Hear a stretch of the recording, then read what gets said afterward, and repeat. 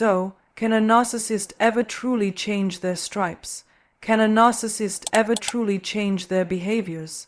Can a narcissist go to therapy, work on themselves, and become a better human being and treat everybody around them better?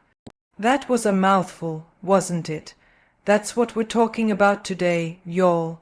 Of course, if you're new here, I'm Lee Hammock.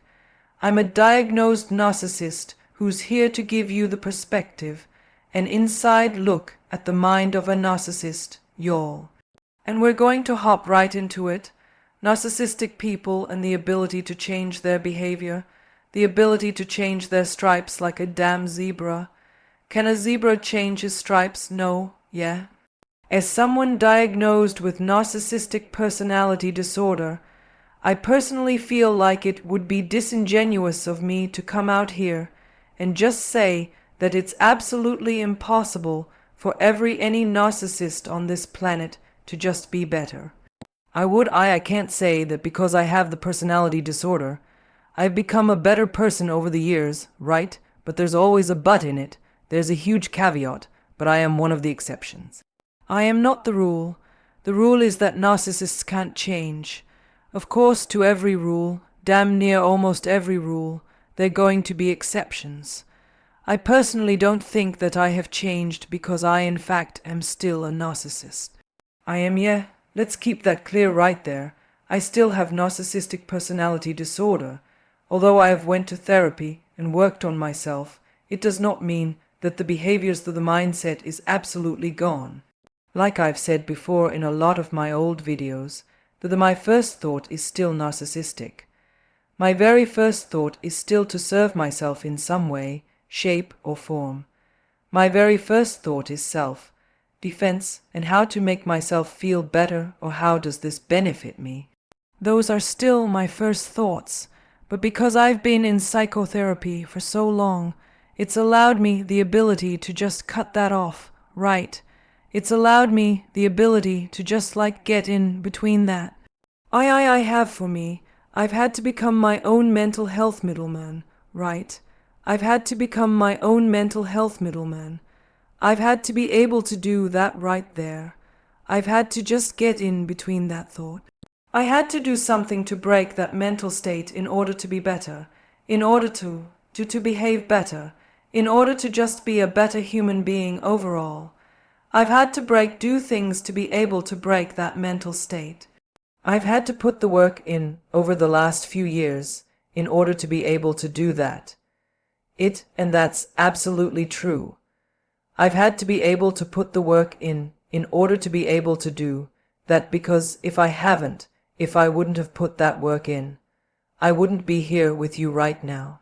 There's no way in hell I could be right here with you right now telling you how narcissists act, how a narcissist behave, what do narcissists do, how do narcissists think, how would what will happen if you say this to a narcissist.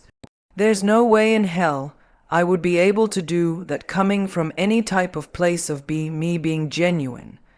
Of course, there are disingenuous actors out there who are in the self-aware narcissist realm. They are being disingenuous. They're not here to really help you. They're here to help themselves in some way, shape or form, right? And helping you is a side effect of helping themselves. I get that right there. That's what you have to face out here, y'all. So it would absolutely be disingenuous for me as a narcissist, as a diagnosed narcissist myself, to come out here and just say, no, there's no way no narcissist changes. They're all the same. We're all the same. Leave every single one of us. There's no hope.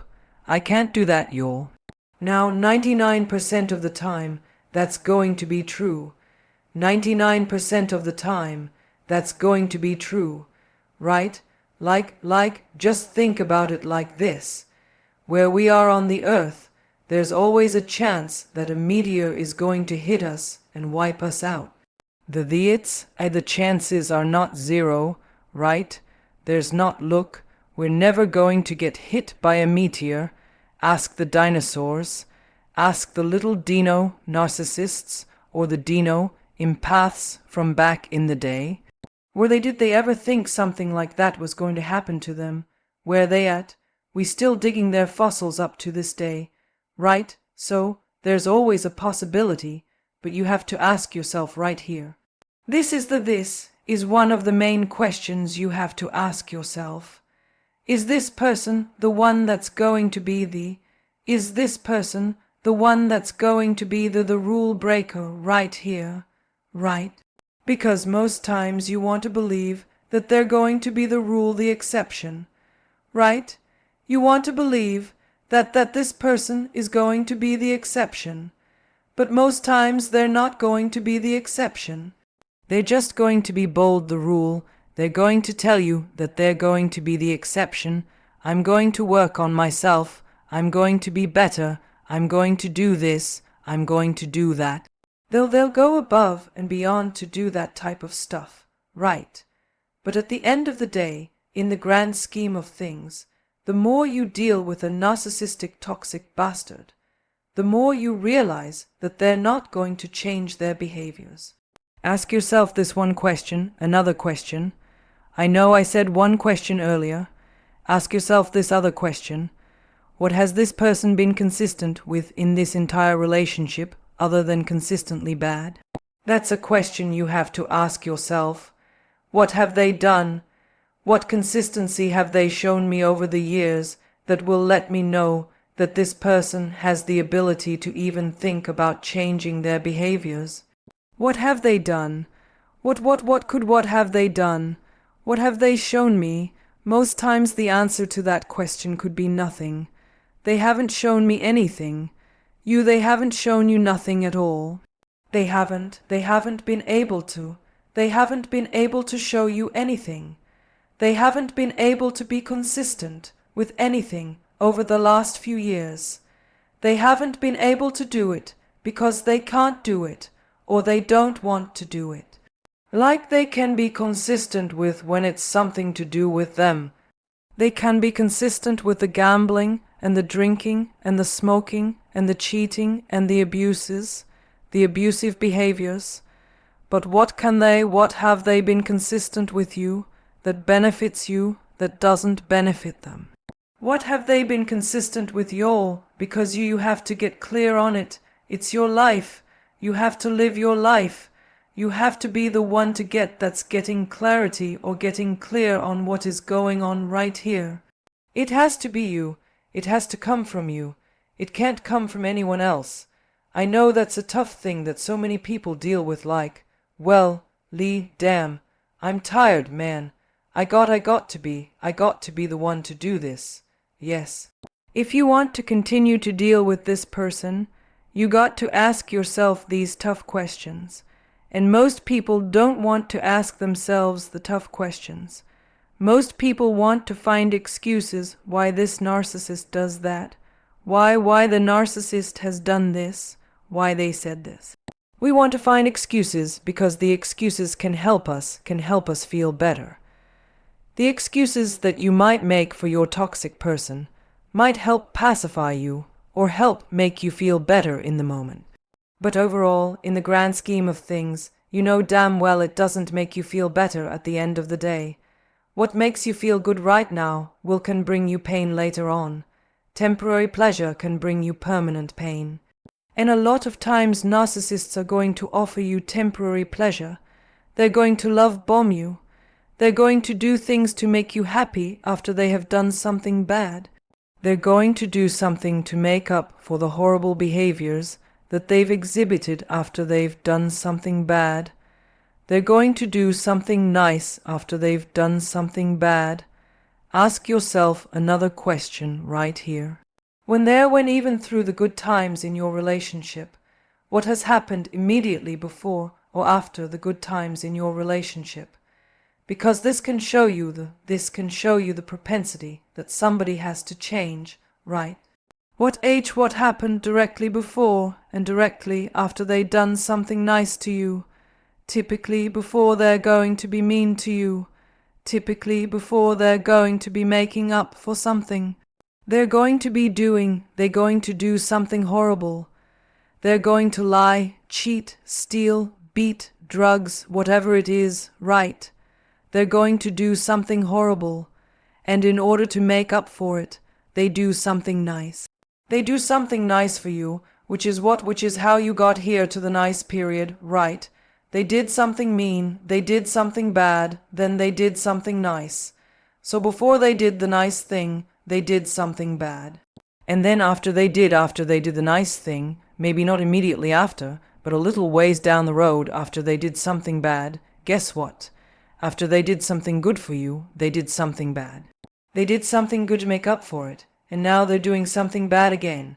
Now the status quo is back. They're right back to normal. They're right back to doing what they previously did before. And that's how we got here in the first place, y'all. Now look, let me get real with y'all. Let me come on in here closer. I know it's tough to let go of a relationship that you don't want to admit is toxic. You know how many ones I've did over the last, 5 years, almost 5 years, the last 4.5 years, right? With people that want the best for that person, that want their person to change and be a better human being, and just treat them better. Countless thousands, right? And I tell people all the time, I feel for you. I want your narcissistic partner, or parent, or friend, or whoever it is to be better. But they have to make that choice for themselves. You can't make that choice for them. I get people that I'm talking to sometimes that their partner that the partner sends the video, right? And I just look, they can you do you only do one-on-ones with survivors? No, I talk to narcissistic people as well, right? But it can't come. It has to be them wanting to talk to me. It can't be coming from you wanting them to talk to me, 'cause that doesn't work. That doesn't mean that they're coming to me for help. They just mean that they're coming to me to possibly pacify you, to use me as to use me as a tool to further manipulate you with. I don't go, I go for that type of I can't go for that. That doesn't vibe with me. That does not vibe well with me at all. You know what I mean. So, in these circumstances, they have to be the ones that reach out, and then the ones I talk to. Very rarely are they going to change their behaviors, right? Very rare, because oftentimes they'll blame the other person just like narcissists do. Right? And that leads to another question you can ask yourself to tell if this narcissistic person has the ability to change their stripes or change their behaviors. Ask yourself this question right here. Ask yourself this question right here. My mind just literally went blank right there, y'all.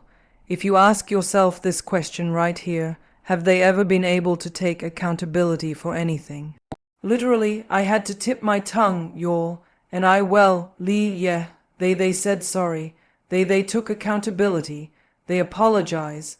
Did they really go back to the last time they took accountability for something? Go back to the last time that they actually apologized for something. Was it an actual apology, or was it something else? Was it an actual apology, or was it something different? Right? This is something that really matters right here. Did they say, look, if they cheated on you, right? Did they say, look, I'm so sorry for cheating on you. I shouldn't have done that. Infidelity is never the way. I should avoid if something was wrong in our marriage or in our relationship. I should avoid that to you instead of stepping outside of our marriage. I'm extremely regretful. I feel horrible.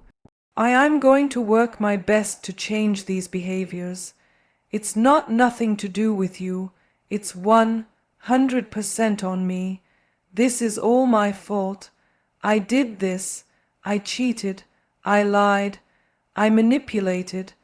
I even tricked the other. I lied to the other person.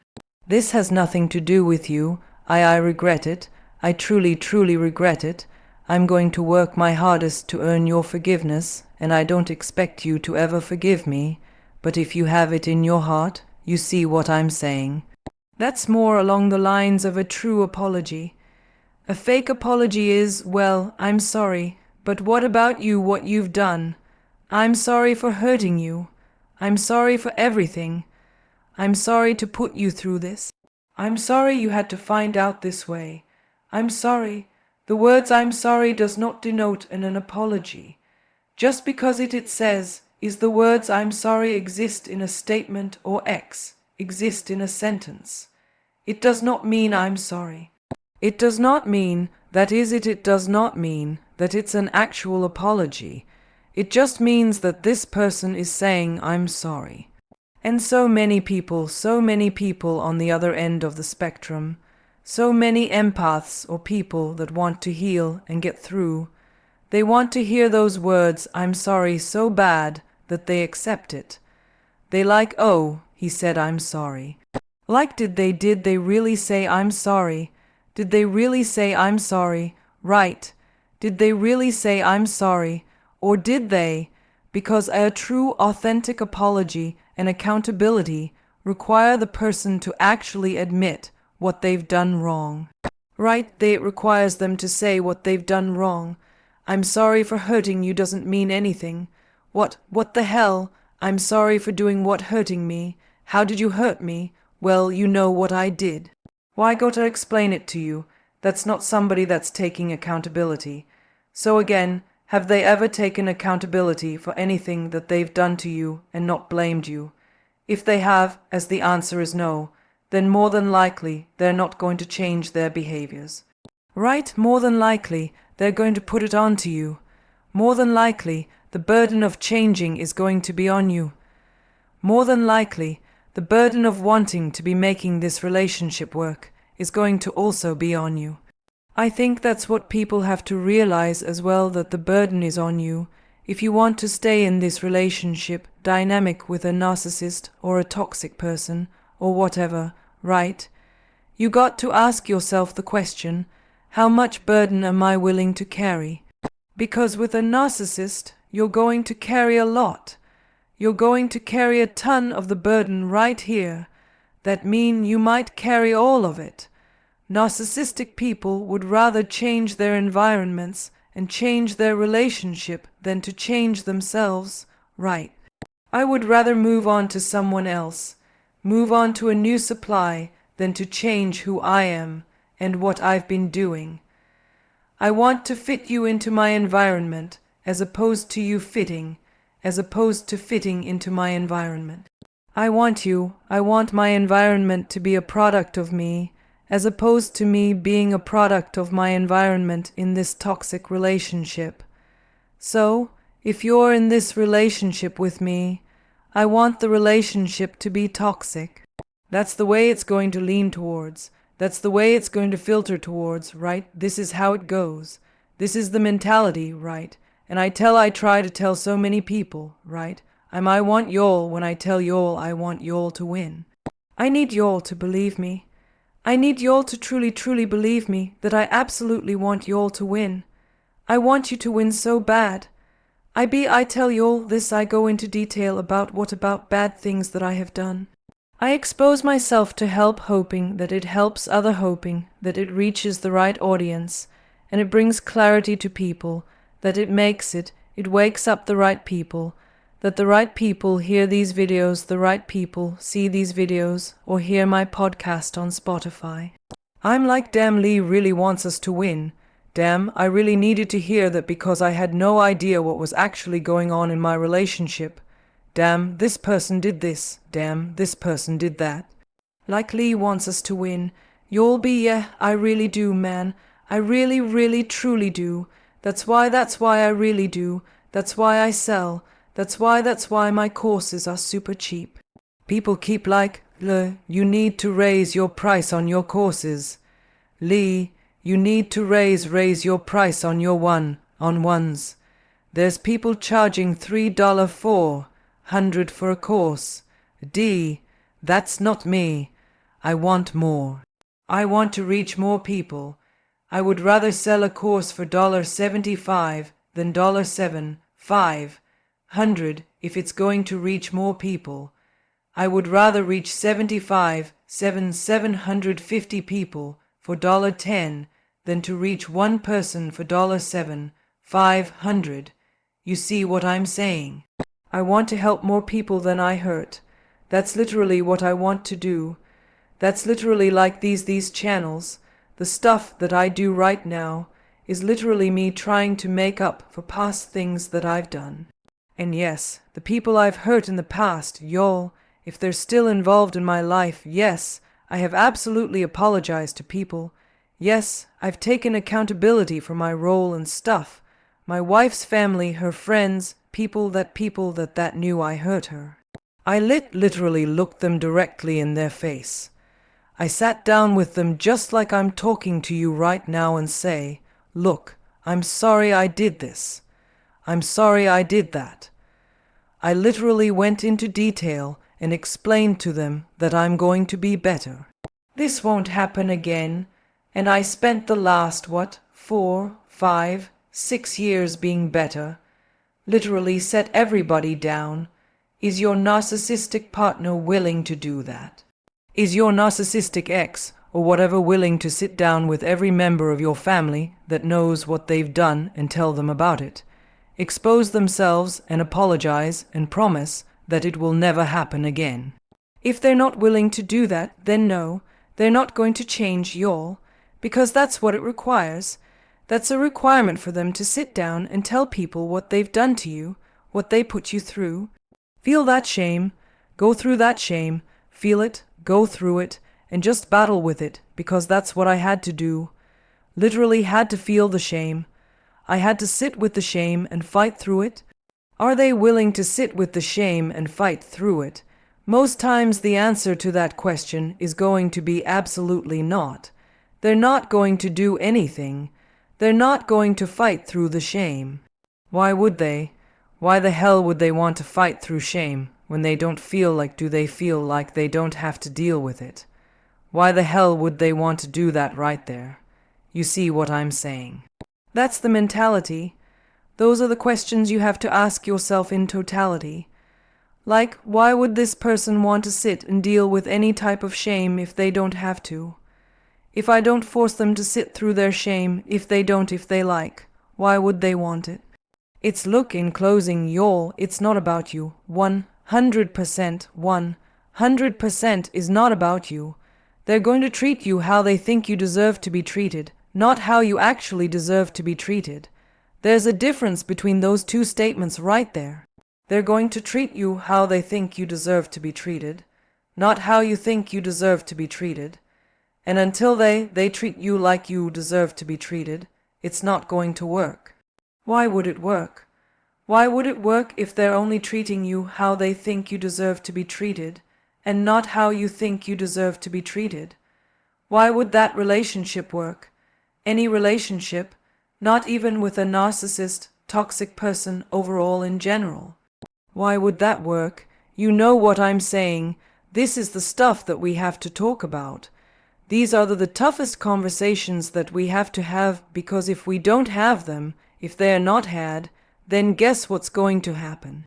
This type of stuff is going to fall by the wayside. More people are going to get hurt. More people are going to stay in toxic relationship dynamics thinking that that person is going to change. But typically, they're not going to change. Y'all, I hate to say that. I know people like, damn Lee, that sucks. I don't even want ya. You think I like saying that. You think I get pleasure out of saying like, yeah man, that abuser is not going to ever change. No, I don't like saying that type of stuff, y'all. I really don't. I know. My face got funny when I said that. I really don't like saying that type of stuff. I want y'all to win probably more than you want yourself to win, right? You're like, Lee, I want to win too. But what is it going to happen? I want you to win. That's why I'm making these videos longer, y'all. Like I said, the channel is about transition to the mental illness podcast is about to take over, y'all. I've recorded 6 interviews already, and I got 3 more scheduled this week. Had somebody stand me up for an interview the other day. I ain't going to say nothing. It hurt my feelings. I changed my whole schedule down to do an interview. Person didn't show up. Sucks? That sucked, right? But that's the way it goes sometimes. Y'all, if you want to be on, if you're interested in being interviewed on the Mental Healers podcast, you can find a link in the description of every podcast and every video I do. It's like it's a tiny URL. It says tiny URL, Mental Healness Podcast or something like that. It's in the description. Every video on podcast I do. Make sure you click on that, fill it out, like I'm doing stuff in person. Like I'm right here. This is my podcast studio right here, y'all. I'm in person in North Carolina, or I'm doing virtual. My first 6 have been virtual. My first in-person one is probably going to be my wife.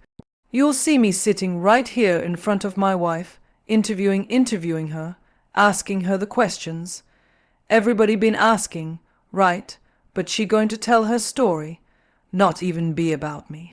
I know people won't ask questions about me, how to deal with me and stuff like that, but she's going to be telling her story of these questions that I asked y'all today. She's going to answer those questions for you about yes, Lee, has she going to use my first name? My first name is Dion. She was like, yes, Demon has been consistent. Yes, every time he said he's going to do something, he did it. Yes, he's been selfless. He's done stuff for me that didn't benefit him. Yes, he loves his children. Yes, he does this. Yes, she's going to tell you all the stuff that I have done to change my behaviors, of course, right. But she going to give y'all her perspective, her life story, and all the other good stuff, y'all. I'm excited for it. Anyways, y'all, hit the subscribe button if you haven't already. And as always, peace.